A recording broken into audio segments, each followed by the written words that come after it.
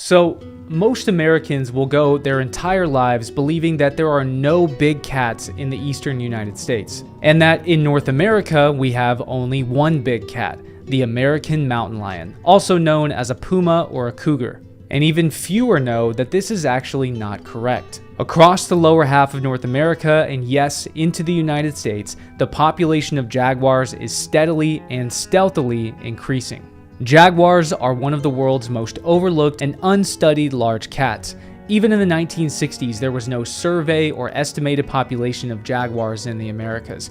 They were virtually non-existent in Mexico and Guatemala due to the logging and oil and gas industries, and most scientists assumed that the jaguar lived solely in the Amazon, and even then must have had a small population. And because of this, not only people in the Americas, but people all around the world view the jaguar as the jungle cat. The jungle cat lives deep in the rainforests of Brazil. It roams the vast Amazon basin. But what if I told you that the jaguar isn't a jungle cat? What if I told you it was living somewhere else long before logging, oil and gas, and hunting pushed their population to hide deep within the Amazon? What if I told you that jaguars are actually native to the continental United States and were here long before they wandered down into Mexico, Central, and South America? Just 300 years ago, jaguars could be found north of the Rio Grande from the great forested mountain ranges of California, the wooded river valleys of the American Southwest, to the swampy lowlands of the Gulf Coast, and yes, across the woodlands of the eastern US, all the way up into the Appalachian Mountains and around the Great Lakes. My name's Luke Caverns, I'm an American explorer, and I come from a lineage of explorers who searched for lost Spanish treasure and ancient artifacts in the American Southwest dating back to the 1890s. And this is the American Wilds.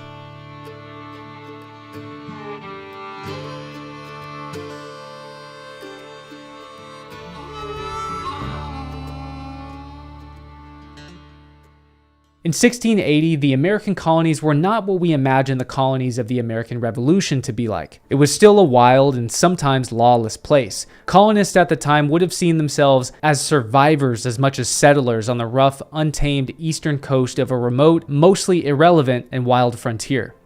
The colonies were populated by impoverished citizens with no other opportunities and criminals who were essentially cast out of England, thrown as fuel into the furnace of the English colonies, churning out profits for the crown back home across the Atlantic.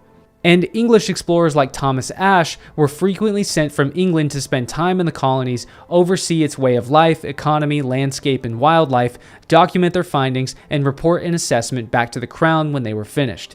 In 1680, Ashe was sent from England to perform a 2-year assessment on the state of affairs in the province of Carolina, now known today as North and South Carolina.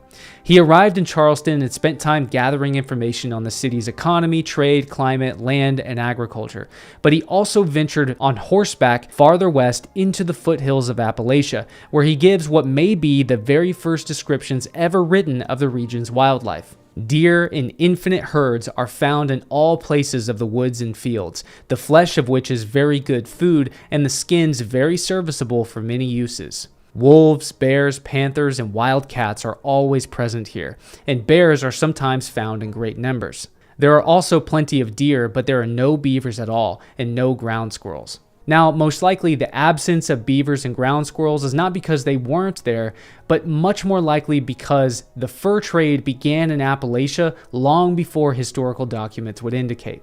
Though gray squirrels and flying squirrels are abundant, alligators are very common in this area, but they aren't particularly dangerous. Still, because of them, people swim much less here than they do in the northern colonies. And finally, he says something here that will really pique your interest. The tigers are very numerous and often very troublesome to the inhabitants, insomuch that they often must share their hogs with these prowling creatures. Now, some people have interpreted the term tiger, as it appears in numerous historical accounts along the eastern continental United States, as referring to the American mountain lion. But this is not the case. When analyzing the various sources, it becomes obvious that the term panther was reserved for the mountain lion, while tiger was in reference to a different large cat distinctly different from the panther, with a spotted pattern rather than a solid colored coat that was larger and more bold than the panther.